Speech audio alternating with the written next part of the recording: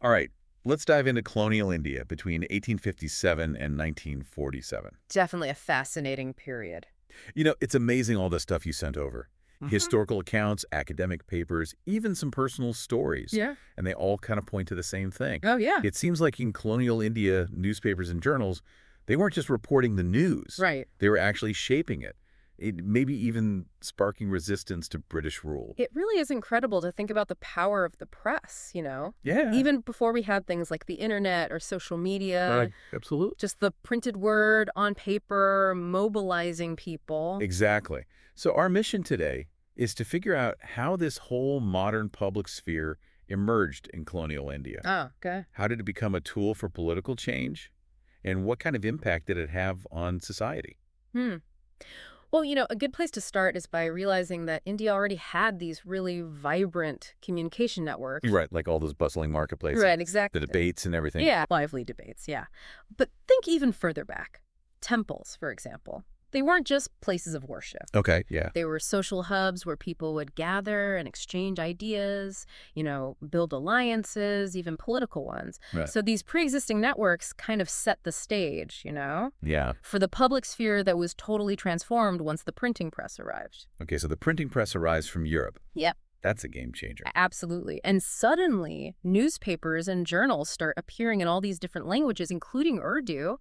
And what's really interesting is how these traditional ideas of loyalty got mixed up with these new concepts, Okay. like public good and public opinion. Oh, interesting. Can you give me an example of that? Sure. The Litten Gazette. Okay. It was an Urdu journal published in Delhi. It really shows how this new media landscape started to reflect both the traditional values Right. and those newer ideas about civic engagement. So the printing press, it wasn't just new technology. It was new ways of thinking about society and politics. Exactly. And as those ideas spread, the press became, a very powerful platform Okay. for dissent and critique. So it wasn't just reporting the news anymore. It was challenging the status quo. Right. How did that play out? Well, you see newspapers and journals start to pop up that represent Indian voices. Okay. And they begin to challenge colonial policies and question the narratives that were being put forth by the British. So the press became like a voice for the unheard, Exactly. a way to push back against the government. Exactly. And we see this with the rise of organizations like the Shikshakan Literacy Society and the Mahajana Sabha. Right. They actually predate the Indian National Congress, Oh, wow. but they served as really important platforms for, voicing concerns and mobilizing people around common grievances. So it sounds like these organizations were essential in building a sense of identity and purpose. They absolutely were. Yeah. And one powerful example of how personal experiences fed into these movements is the story of S.N. Banerjee. He was brilliant, but he faced huge hurdles trying to join the Indian civil service. Right, which is a path to power.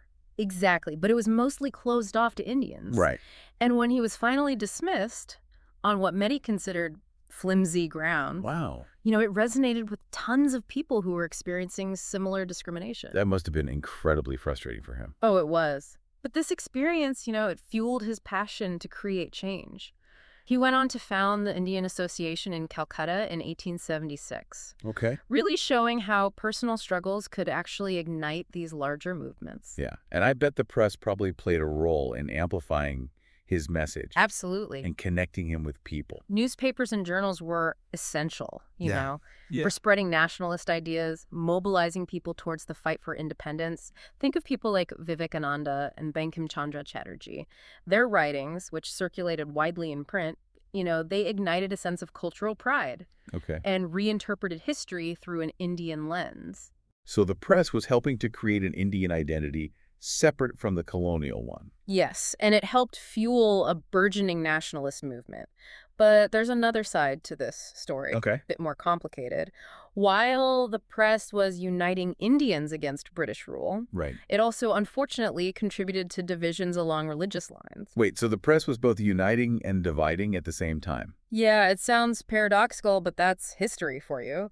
As newspapers and journals became these powerful platforms for promoting, distinct cultural and religious identities, They sometimes unintentionally played into the hands of those seeking to divide Yeah. rather than unite. And of course, you have British policies like separate electorates, dividing voters by religion, which only made these tensions worse. So you're saying that even policies that seemed well-intentioned Right. could actually have divisive consequences. Exactly. And it's so important to understand how those seemingly well-intentioned policies, in the context of this, burgeoning media landscape, Yeah. could accidentally fuel religious tensions. In fact, the concepts of majority and minority were imposed on India's very diverse population during this time, with some long-lasting effects. It's a powerful reminder, I think, of how historical forces can shape even the language we use to describe ourselves. It really is. And speaking of shaping narratives, you can't overlook Gandhi Yeah,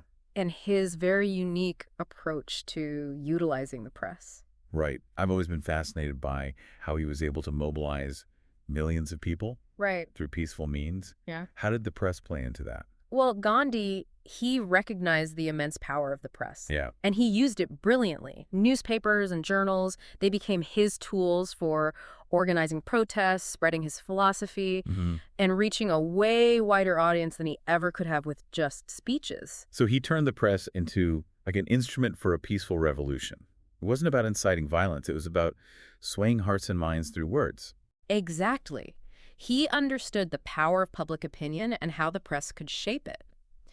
Now, you also asked us to take a closer look at the Cripps Mission of 1942. Right, right. This was a defining moment in India's fight for independence. I remember reading about that. It was when the British were trying to Yeah. secure India's cooperation during World War II Exactly. by offering them some form of self-governance after the war, right? Right. And the press, they had a field day with it.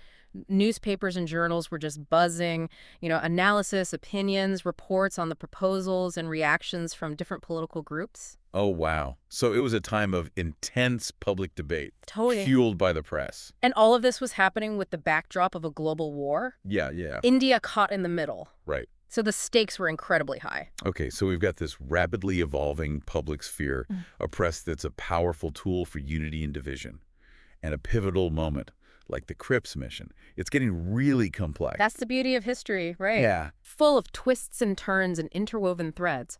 And as we go further into this period, we'll uncover even more layers of complexity. All right, before we move on, I want to make sure our listener is with us. Right. Because this is a lot to take in. What are some of the key takeaways from this first part of our deep dive? Well, first and foremost, never underestimate the power of the press. Yeah. It's not just about reporting. It's about shaping narratives, influencing people's opinions, and sometimes even sparking revolutions. Right. And we've seen how the press in colonial India was both a force for unity and a source of division, really reflecting those complex social dynamics. Exactly. And we've also touched on how individuals like S.N. Banerjee Right. and movements like Gandhi's nonviolent resistance used the press very strategically to advance their goals. It's a story of power and influence Yeah. and the enduring impact of words in shaping history. And we're just getting started. There's so much more to uncover, but for now, let's give our listeners some time to digest. Okay, sounds good. Then we'll dive into those later years leading up to India's independence in 1947. All right. Yeah. So before we went to, I guess it wasn't a break, is it? Not really, no. But we were discussing, how the printing press changed communication. Right. A new public sphere. It became, a real tool for both unity and division. Exactly. And as we get closer to independence in 47, it's fascinating to see how the press continued to shape things. It really is. I'm especially curious about how people dealt with this media environment. It seems like it was getting more and more complex. Yeah. Were they overwhelmed by all the different viewpoints, all the publications? Well, it was a lively environment, maybe even a little chaotic at times. I can imagine. Just try to picture it: limited access to radio or TV. Right.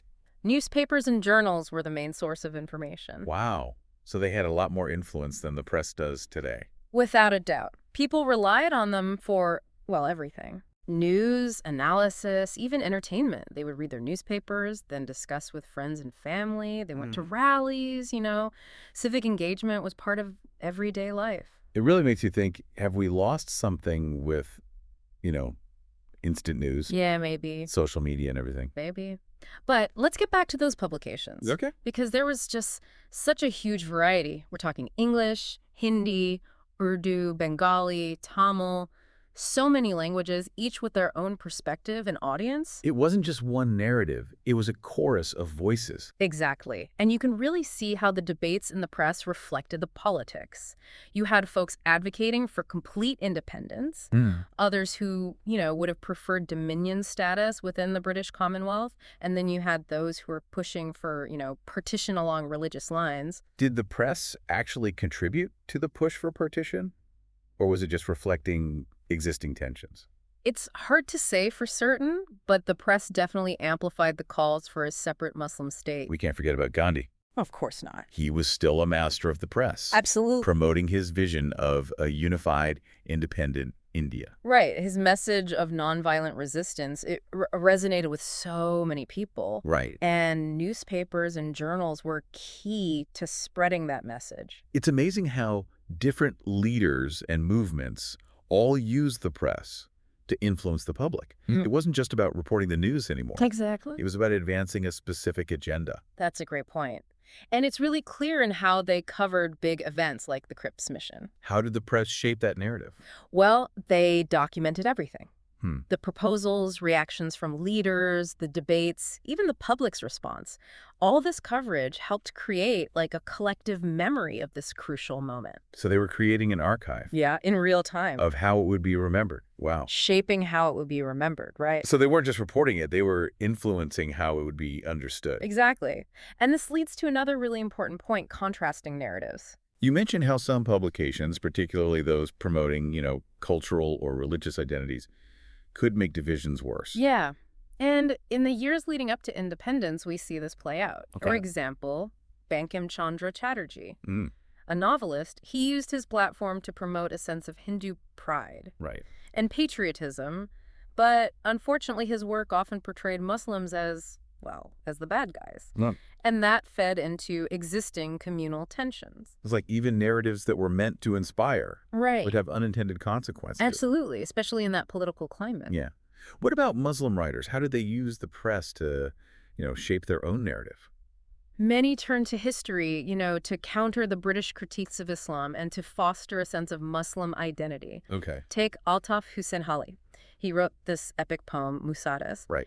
And it lamented the decline of Muslim power, but it also celebrated their past glories. So he was reclaiming their narrative, reminding people of a time when, they held more power. Exactly. And then you had Abdul Halim Sharar, a novelist. Okay. He wrote romantic tales set in places like Sicily and Spain during Muslim rule, really evoking the sense of nostalgia and pride.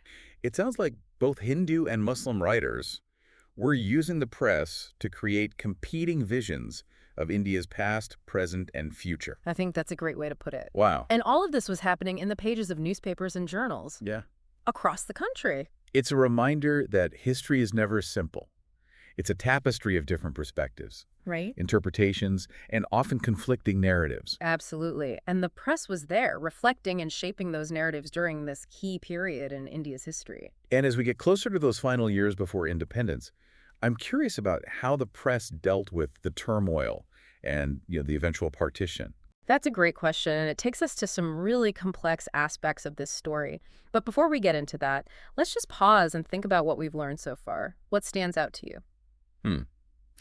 Well, it's clear that the press was more than just a source of news. It was a battleground for ideas, a platform for, political action. Right. And a powerful tool for shaping public opinion. Yeah. It's really amazing to think about the influence it had during such a pivotal moment in history. Yeah, I agree. And what I find really fascinating is how the press, even with its limitations, its internal contradictions, it helped to create a sense of national identity. And ultimately, it contributed to India's independence. It's like a reminder of how just words on paper can really change the course of history. Absolutely. And as we get into those final years leading up to 1947, we'll see how the press grappled with, partition, the violence, and the birth of two new nations. All right, let's dive into that final chapter. This is really captivating. I agree.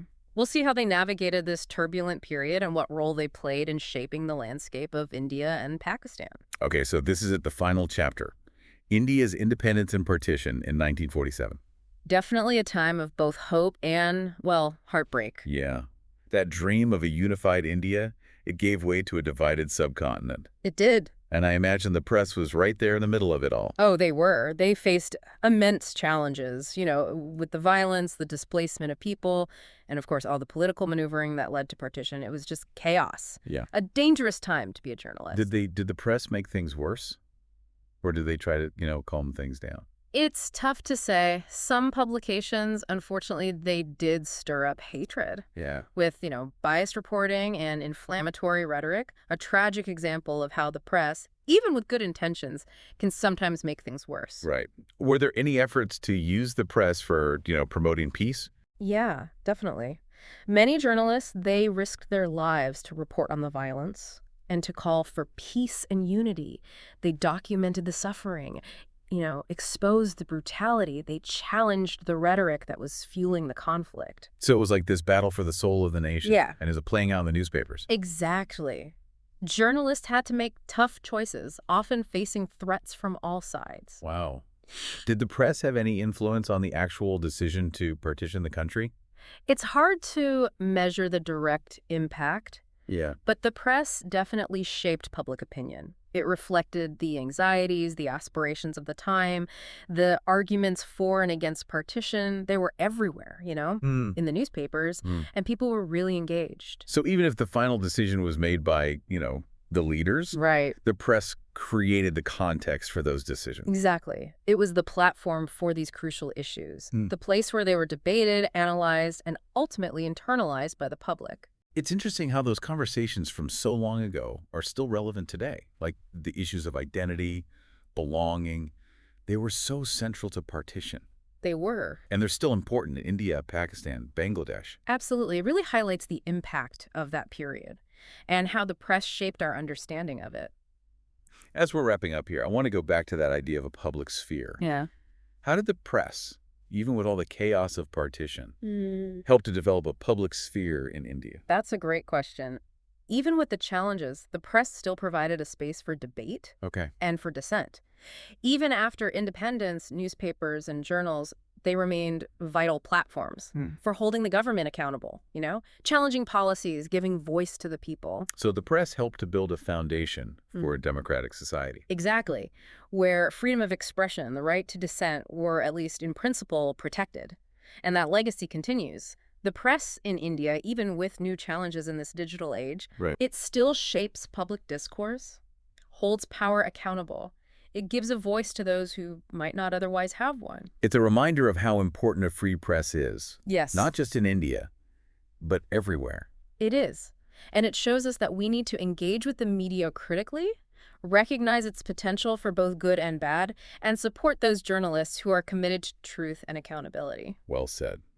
So, as we come to the end of our deep dive into the role of the press in colonial India, I want to thank you, our listener, for joining us. It's been a fascinating look at this complex and pivotal period. It really has. And remember, the learning doesn't stop here. We encourage you to keep exploring, dive deeper into these sources, keep asking questions, keep engaging with the past, because it helps us understand the present and it helps us shape the future.